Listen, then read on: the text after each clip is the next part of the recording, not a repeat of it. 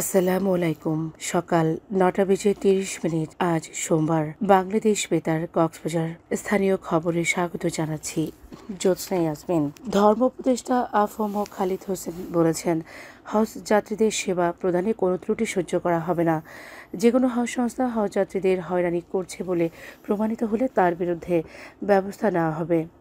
উপদেষ্টা গতকাল নির্মাণাধীন রাম উপজেলা মডেল মসজিদ পরিদর্শন শেষে সাংবাদিকদের প্রশ্নের জবাবে এই কথা বলেন। তিনি বলেন, যদিও কোনো সংস্থা হজ কার্যক্রমে অব্যবস্থাপনা বা দুর্নীতির জন্য দোষী সাব্যস্ত হয়, তাহলে তাৎক্ষণিক তদন্ত করে কঠোর ব্যবস্থা নেওয়া হবে। পরিদর্শনকালে তিনি মডেল মসজিদের কাজের অগ্রগতির খোঁজখবর নেন এবং সংশ্লিষ্ট কর্তৃপক্ষকে আগামী ৩ মাসের মধ্যে এ কাজ শেষ করার নির্দেশ প্রদান করেন।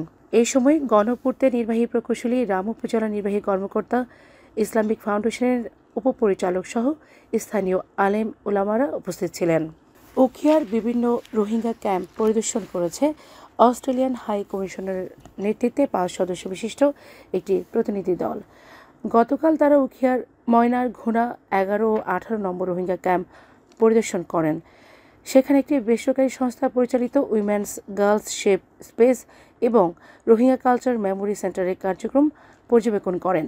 এছাড়া প্রতিনিধি দলটি ক্যাম্প ১২ এর G2 ব্লকে অবস্থিত UNHR পরিচালিত যৌথ নিবন্ধন সাইটে উপস্থিত ব্যক্তিবর্গের সাথে মত বিনিময় সভায় অংশ নেন। গাজা ও ইসরায়েলের বর্বরোচিত গণহত্যার প্রতিবাদে টেকনাফ উপজেলার সকল শিক্ষা প্রতিষ্ঠানের শিক্ষার্থীদের অংশগ্রহণে প্রতিবাদ কর্মসূচি ঘোষণা করা হয়েছে। আজ সকাল ১১টায় পৌরসভা স্টেশন প্রাঙ্গণে এই বিক্ষোভ সমাবেশ ও মানববন্ধনের আয়োজন করেছে উপজেলার সকল শিক্ষা প্রতিষ্ঠান ও সকল স্তরের মানুষ।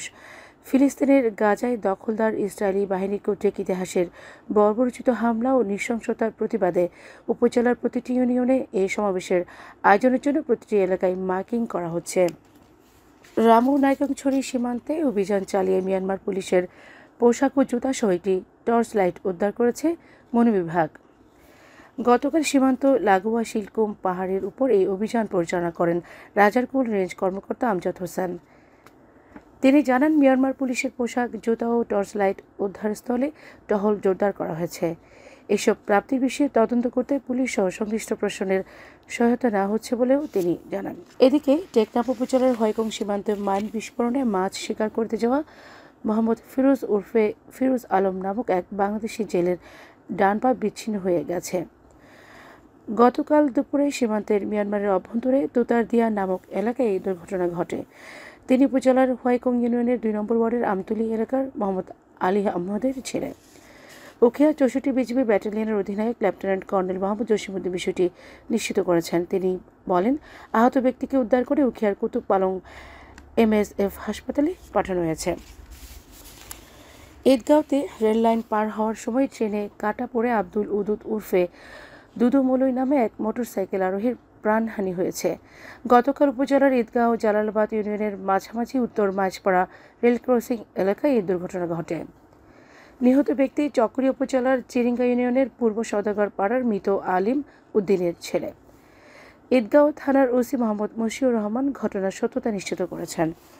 আবহাওয়া এখন জানিয়ে দিচ্ছি বাকখালী নদীর মোহনা সংলগ্ন এলাকার সামরিক জোয়ার ভাটার সময়সূচি।